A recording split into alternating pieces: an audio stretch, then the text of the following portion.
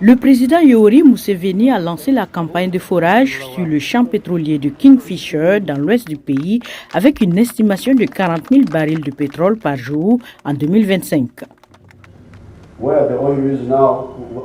Là où se trouve actuellement le pétrole, il a été confirmé que la zone, estimée à 6,5 milliards, ne représente que 40% de la vallée du Mutazigei-Butumbi. Il y a donc encore 60% de cette vallée où nous allons chercher plus de pétrole et il se peut que nous nous retrouvions avec beaucoup plus de pétrole que ce qui était prévu. Pour les autorités ougandaises, ce champ pétrolier est une victoire pour le pays, mais également pour le continent africain. Ces puits, au nombre de 31 au moins, sont opérés par la compagnie chinoise Sinopec. Nous venons tout juste de vivre un événement important où nous avons lancé ou commencé le forage dans l'un de nos secteurs clés pour l'exploitation pétrolière et gazière, soit la zone de développement de Kingfisher. Et pour nous, en tant que ministère de l'Énergie et par conséquent gouvernement, nous sommes enthousiastes parce que cela réaffirme notre engagement à nous assurer de développer et d'exploiter cette ressource d'ici 2025.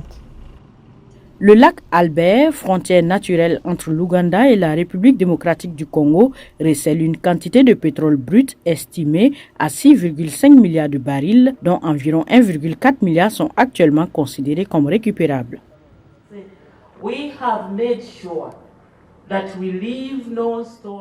Nous nous sommes assurés de ne rien laisser au hasard, de toutes les exigences internationales, parce que nous savons que ce n'est pas tout le monde qui souhaite le bien de l'Ouganda, que ce n'est pas tout le monde qui souhaite le bien de l'Afrique. Alors ce que nous avons fait, c'est de nous assurer de mettre en place toutes les exigences.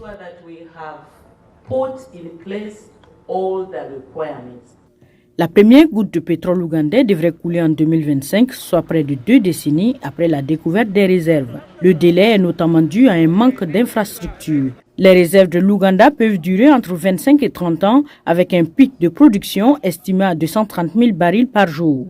Le projet a toutefois rencontré l'opposition de militants et de groupes de défense de l'environnement qui estiment qu'il menace le fragile écosystème de la région et les populations qui y vivent. En revanche, pour les autorités de Kampala, c'est une source économique majeure pour ce pays enclavé de la région des Grands Lacs où de nombreuses personnes vivent dans la pauvreté.